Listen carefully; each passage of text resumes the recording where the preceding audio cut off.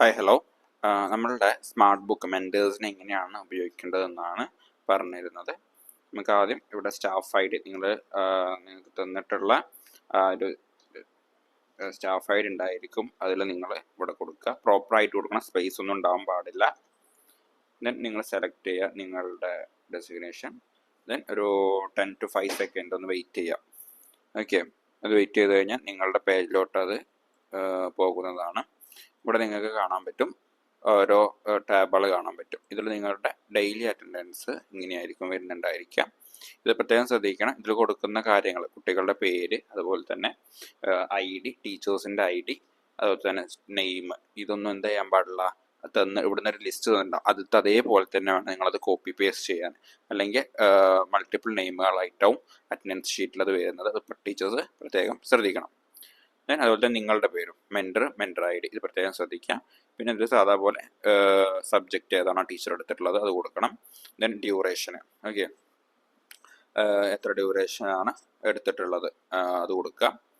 Then അതുപോലെ തന്നെ ഇവിടെ മെൻറ്ററിൻ്റെ നെയിം, ഇത് ഓക്കെ. ഇത് കറക്റ്റ് മിനിറ്റ്സിലാണ് കൊടുക്കേണ്ടത് കേട്ടോ. എത്ര മിനിറ്റാണ് കറക്റ്റ് ടീച്ചർ എടുത്തിട്ടുള്ള മിനിറ്റ് ഇവിടെ കൊടുക്കണം. 40 ആണെങ്കിൽ 40, 10 ആണെങ്കിൽ 10, എത്ര മിനിറ്റ് ആണോ ടീച്ചർ ഉള്ളത് അത് കൊടുക്കേണ്ടത്. പിന്നെ പ്രസൻറ്റ് ആണോ ആബ്സെൻ്റ് ആണോ എന്ന് ഇവിടെ കൊടുക്കുക. നമുക്ക് കറൻ്റ് പ്രസൻറ്റിൻ്റെ കാര്യം മാത്രമേ വരുന്നുള്ളൂ, കാരണം കുട്ടി പ്രസൻറ്റ് ആണെങ്കിൽ മാത്രമേ നിങ്ങൾ ചെയ്താൽ മതി, അല്ലെങ്കിൽ ഇത് ചെയ്യേണ്ട അല്ലേ. പിന്നെ എന്തെങ്കിലും റിമാർക്ക് ഉണ്ടെങ്കിൽ, ഇപ്പോൾ ഏതെങ്കിലും ടീച്ചർ ലീവ് ആണെങ്കിൽ നിങ്ങളിവിടെ റിമാർക്കിൽ നിങ്ങൾ മെൻഷൻ ചെയ്യണം കേട്ടോ.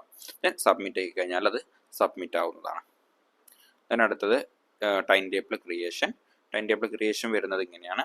നമുക്കിവിടെ ഏത് വീക്കിലാണ് സ്റ്റാർട്ട് ചെയ്യുന്നത്, സൺഡേ, ഓക്കെ, അത് കൊടുക്കുക. ദെൻ സ്റ്റുഡൻറ്റിൻ്റെ നെയിം, സ്റ്റുഡൻറ്റിൻ്റെ ID രണ്ടും പ്രോപ്പറായിട്ട് തന്നെ കൊടുക്കണം, ഇത് മാറാൻ പാടില്ല.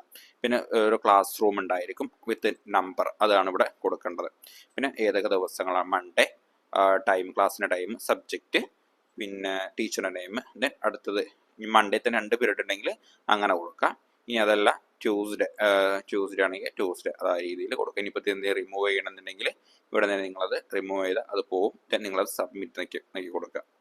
അടുത്തത് നമുക്ക് ആ ടൈം ടേബിൾ ഉണ്ടാക്കിയത് വ്യൂ ചെയ്യാനുള്ളതാണ്.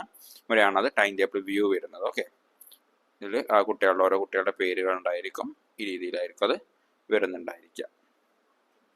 ഡൗൺലോഡ് ചെയ്യാൻ ഓപ്ഷൻ ഉണ്ട് കേട്ടോ. ഇവിടെ ഡൗൺലോഡ് ചെയ്യണമെന്നുണ്ടെങ്കിൽ ഡേറ്റ് പ്രോപ്പറായി കൊടുക്കണം. അപ്പോൾ നിങ്ങളിപ്പോൾ ഒരു ഉദാഹരണം 1-ാം തീയതി കൊടുത്തിട്ടുണ്ടെങ്കിൽ പിന്നെ അത് ആ വീക്ക് എവിടെയാണ് എൻഡ് ചെയ്യണത് അത് കൊടുത്താൽ ആ വീക്കത്തെ മാത്രം കിട്ടുള്ളൂ.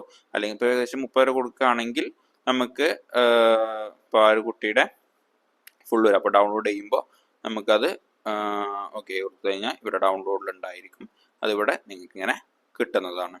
ഓക്കെ, അപ്പോൾ നിങ്ങൾക്ക് ഒന്നുകൂടി ഹെൽപ്ഫുൾ ആയിരിക്കും. ദെൻ അടുത്തത് പ്രോഗ്രസ് കാർഡാണ്. പ്രോഗ്രസ് കാർഡ് ഇതേ പറഞ്ഞ മെത്തേഡ്, കുട്ടികളുടെ പേര് പ്രോപ്പറായി കൊടുക്കുക, ക്ലാസ് കൊടുക്കുക, എക്സാം ടൈപ്പ്. നമുക്ക് ഇവിടെ പലതരത്തിലുള്ള എക്സാംസുകളാണ് നമ്മൾ നടത്തുന്നത്, അത് ഏതൊക്കെയാണെന്ന് പ്രോപ്പറായി കൊടുക്കണം. ദെൻ സ്റ്റുഡൻറ്റിൻ്റെ നെയിം, സബ്ജക്റ്റിൻ്റെ നെയിം, ആ കുട്ടി എത്ര മാർക്കാണ് ആ സബ്ജക്റ്റിൽ സ്കോർ ചെയ്തിട്ടുള്ളത്, ദെൻ എത്ര മാർക്കാണ് കുട്ടി ആ പേപ്പറിന് ഉണ്ടായിരുന്നത് കൊടുക്കുക. ദെൻ ഓരോ സബ്ജക്റ്റ് അതുപോലെ റിപ്പീറ്റ് ചെയ്ത് കൊടുക്കുക. ഓക്കെ, ദെൻ അത് വ്യൂ ചെയ്യാനുള്ളത്, നിങ്ങൾക്കത് ഇവിടെ ഹിറ്റ് ചെയ്ത് കഴിഞ്ഞാൽ അത് വ്യൂ ചെയ്യാൻ പറ്റും. ഇവിടെ നിങ്ങൾ ആ കുട്ടിയുടെ പെർഫോമൻസ് എടുത്തു കഴിഞ്ഞാൽ നമുക്ക് ഇവിടെ അത് കാണാൻ പറ്റും. ദെൻ ഇവിടെ എക്സാം ടൈപ്പ്, ആ കുട്ടിക്ക് നടന്നിട്ടുള്ള ഒരു എക്സാമുകൾ ഇവിടെ ഉണ്ടായിരിക്കും, അതൊന്ന് സെലക്ട് ചെയ്യാം. അതുപോലെ സബ്ജക്റ്റുകൾ ഇവിടെ ഉണ്ടായിരിക്കും, അത് ഇവിടെ കൊടുക്കാം. ദെൻ ആ സബ്ജക്റ്റിൻ്റെ മാർക്കുകൾ എത്ര മാർക്കാണ്, എത്രയാണ് അതിൻ്റെ ഗ്രേഡൊക്കെ ഇവിടെ നല്ല രീതിയിൽ നമുക്ക് കാണാൻ പറ്റും. ഗ്രാഫ് നമുക്ക് ഇവിടെ എന്ത് ചെയ്യാൻ പറ്റുന്നതാണ്, കാണാൻ പറ്റുന്നതാണ്. ഓക്കെ, അപ്പോൾ ഇത്ര കാര്യങ്ങളാണ് നമ്മൾക്ക് മെൻറ്റേഴ്സിൻ്റെ ഇതിൽ വരുന്നത് കേട്ടോ. സ്മാർട്ട് ബുക്കിൽ നമുക്ക് ലോഗ് ഔട്ട് ചെയ്യാം.